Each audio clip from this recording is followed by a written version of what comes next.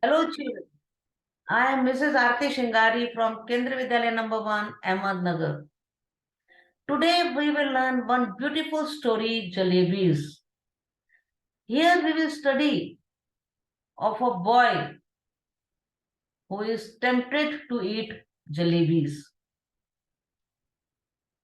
An honest boy is on his way to school, carrying money in his pocket to pay the school fees. The sight of crisp, syrupy jalebis in the market excites him, and the coins in his pocket begin to jingle. After a long debate with himself, he yields to the sweet temptation. There is one class 5 boy. He is going to school with 4 rupees in his pocket. That day, he had to pay fees in his school, and Master Ghulam Muhammad was supposed to collect the fees. But when he reached school, he came to know that Master Ghulam Muhammad is on leave. So he sat quietly in the school. The coins were also quiet. But when he came out of the school, when the school bell rang and he came out, the coins started speaking. We all know that the coins do not speak, do not talk, but that day they really spoke. One coin said, "What are you thinking? Are you thinking of those jalebis coming out of the kadao? Those crispy, syrupy jalebis, hot jalebis, they are meant to be eaten.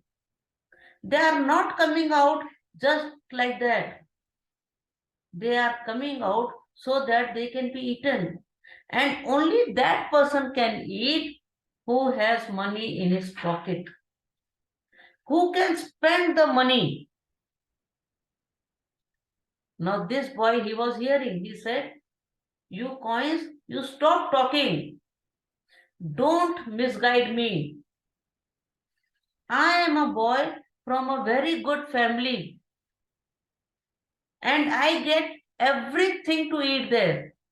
So I will not stand here and eat jalebis. And if I spend money, what I will give to Mr. Ghulam Muhammad tomorrow? I have to pay fees." Now the coins, they got angry. The wretched coins, angry coins, they started to speak loudly. And all of them started talking at the same time. They were making a clamor, means confused noise, loud noise.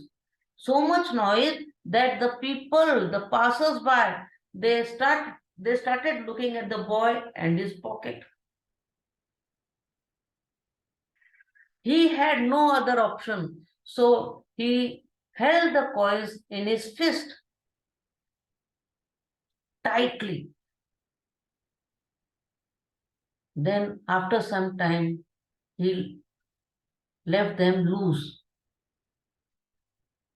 As the coins became loose, they again started speaking. The coins said, "We are telling something good to you. We are telling something that is good for you. And you have strangled us."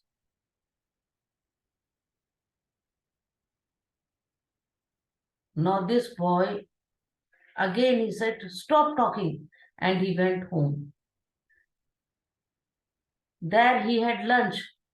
After lunch, when he sat, again the coins started talking to each other. We are telling something good to him. We want him to eat the jalebis, and only those person can eat jalebis who have money in their pocket. Now you can spend this money, and tomorrow you will get scholarship. That scholarship you can pay in the school as money. They make so much of noise that he just runs out of his house barefoot. and goes straight to the jalebi wala. There he gives him 1 rupee coin and asks for jalebis. The jalebi wala looks here and there for a cart because in those days, for 1 rupee, so many jalebis, so much jalebis that you cannot carry in your hand. But still, anyhow, he took a very big newspaper and packed jalebis and gave it to him. At that very moment, he spotted his chacha who was coming in the tonga. So he had to hide himself and go in one of the lanes, one of the gullies.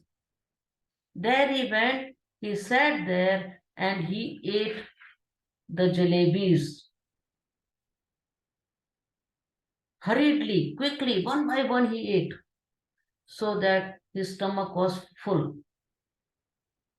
So many jalebis he ate that he could not eat any more. He thought, if I eat more jalebis, they will come out of my nostrils, out of my mouth. So now he thought of some fun. He started giving jalebis to the children around. The children also, they enjoyed jalebis and more children started coming. The jalebis got over. He came again to the jalebi wala, took jalebis for 1 more rupee. Again he started giving one jalebi. And now he was feeling like that he has reached the top of the world. He is like some minister. And he started enjoying this. Again the jalebis got over. He took jalebis for 2 more rupees and again distributed. And he said, he thought himself to be very proud. I am doing such a good thing. And he was thinking that if I were an adult person, then all these children would have, all these people would have voted for me. Such was his thinking. Then all the jalebis got over.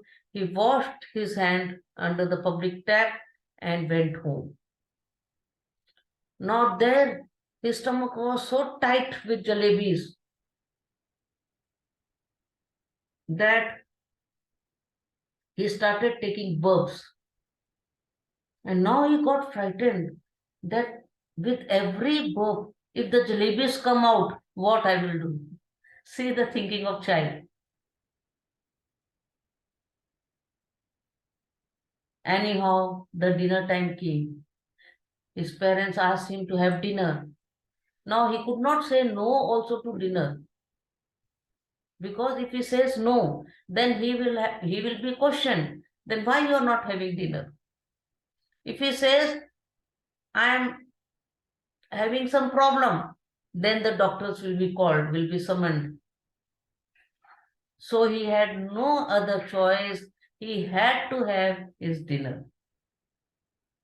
So he had his dinner also.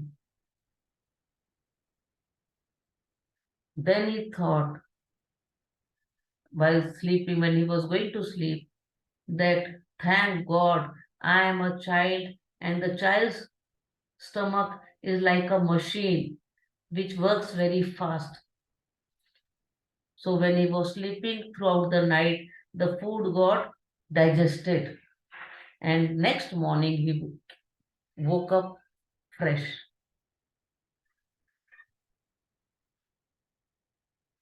A heap of jalebis he eats and shares them liberally with others all. Though penniless now, he feels no less important than a mob leader. I told you he was penniless, means all his 4 coins got used up. But still he was like feeling like a leader. The real problem at hand is payment of school fees on time. Now the problem started. Now he see the picture here. He is distributing jalebis and he's feeling so proud. See his expressions there. Now, next morning he goes to school and he thinks that he will get scholarship and the same scholarship he will pay as fees. But suddenly the sir, Master Ghulam Muhammad, he announces that today you will not get scholarship money. You will get this money next month. Now he is in a fix. So what he does, and Mr. Ghulam Muhammad also says that after recess, after lunch break, I will start collecting fees. So as the school bell rings for the recess, he just leaves the school and starts walking on the road. And then he says, if there were no oceans, no mountains, no hills, I would have reached the end of the earth. He was in such a tense mood. He keeps on walking till he reaches the railway station. There he sits under the tree and then he starts praying to God, to Allah Mia. Remorseful and scared, he prays to God for monetary help means for money. He makes matters look normal but prays harder than ever. The inevitable happens, though somewhere along the way he notices the divide between the fanciful and the factual. Now he comes to know the difference between the fanciful and the factual. What are the facts and what do we imagine? What we fancy? What we think? There he says to God that I know these many prayers. Of all the prayers which he knew, he said, I will tell all the prayers, but please put 4 rupees coins in my bag. He prays and prays till the evening time and then opens his eyes and checks his bag. But there is no money. He says, how come? When God can give anything and I'm doing so much prayers, I'm from such a good family, then why God didn't give me money? With these thoughts in his mind, he came back to school. The school got over and with other children, he went back home. The same thoughts again and again, they were troubling him. The next day he got up, he got ready for school. Again he went to school, but he didn't enter the gate. From the gate he returned back and went back in the same direction when reached the railway station. Again he kept that bag on the side under the tree and then he told God, God, I will do prayers all the day today. I will tell all the sacred things which I know. But please keep 4 rupees coins under this big stone, under this big rock. He starts praying from morning till evening. Then he opens his eyes and he says, now I will touch that. He points towards one of the stones. I will touch that stone and come. Until that time, you please keep 4 coins under this rock. He goes, he touches the stone, comes back, and he picks up that stone, picks up that big rock. But there is no money. There is only one big insect there. He keeps the rock back and he starts thinking, why didn't God give me money?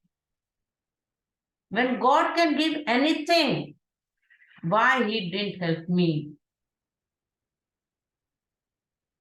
Again went to school, came back to his house, but that day, here the story ends, the boy says, you don't ask me what happened at home.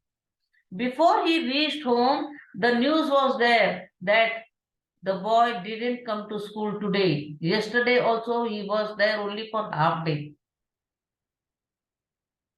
Then he said, whatever I faced, you please don't ask me. But every day I had this in my mind, why didn't the God help me? Why didn't God give me money? When God can give anything, then why didn't he help me? Then he said, this thinking I had for 4 or 5 years.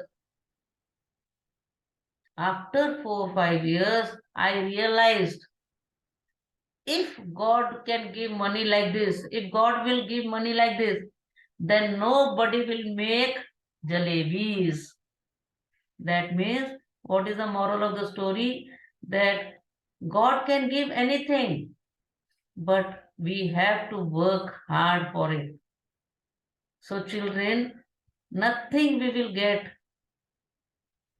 if we don't work hard. Hard work is only the route to get anything in this world. So please children, study well, make your career, do something good so that you get a good job, stay fit, stay healthy, like, share and subscribe.